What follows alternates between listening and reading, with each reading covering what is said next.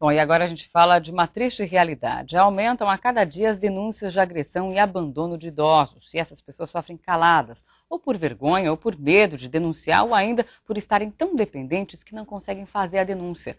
Para falar um pouquinho mais sobre o assunto, começa o dia com a gente, o presidente do Conselho Estadual dos Direitos do Idoso, Bodão Mitchell Filho. Muito bom dia.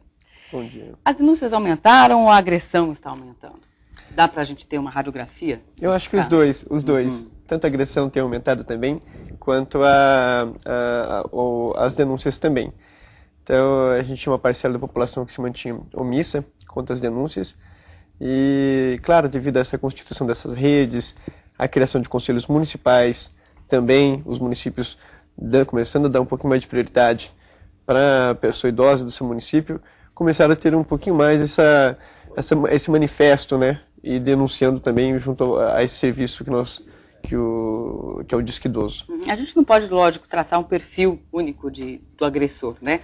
Mas existem características comuns nesses casos de agressão? Claro, é interessante a gente perceber que a agressão mais comum que nós encontramos é justamente a violência interdomiciliar. Em casa, dentro de casa. É aquela praticada em casa, muitas das vezes praticada por pessoas da própria família, né? E quando não, também de cuidadores de idosos que não têm uma qualificação devida, que não tiveram nenhum concurso, não fizeram um curso, não tiveram uma qualificação e que não têm essa lida com as demandas que muitas das vezes o idoso pede.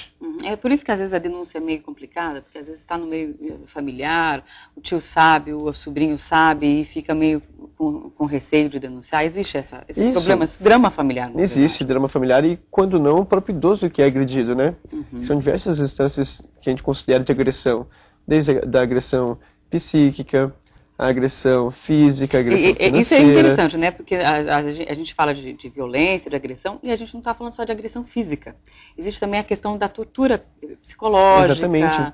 Que isso também é agressão, isso também tem que ser denunciado. Que é um grito, né? Por exemplo, é um grito. Então, tudo isso fere a autonomia da pessoa idosa, que a gente tem que também tentar fazer com que a gente possa garantir, fazer com que ele se sinta também partícipe de todos os processos da família, dentro da sociedade, e ele tem uma enorme contribuição para dar junto à sociedade.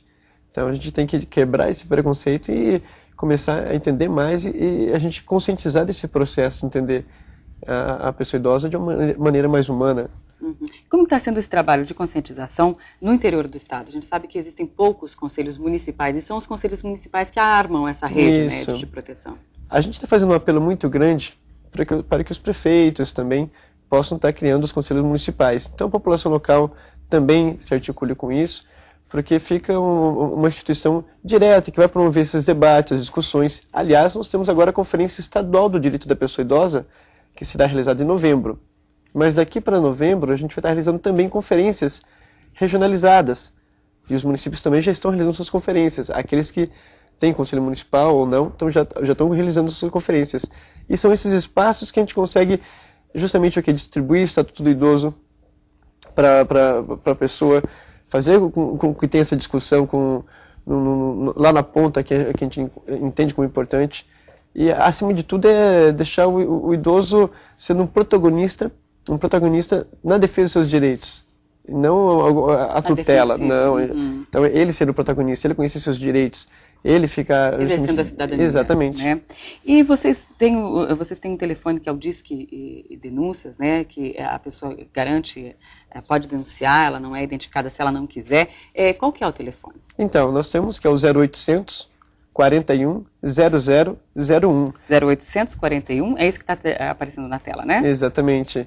Então a gente mantém um sigilo absoluto, isso está alocado na Secretaria Estadual do Trabalho, é modelo, inclusive, outros estados. É engraçado que, apesar de ser um 0800, não só o estado do Paraná utiliza, outros estados utilizam. Também utiliza. E acabaram adotando o nosso modelo. Então, foi um modelo pioneiro no estado do Paraná, o Conselho deliberou e o governo do estado do Paraná acabou adotando isso.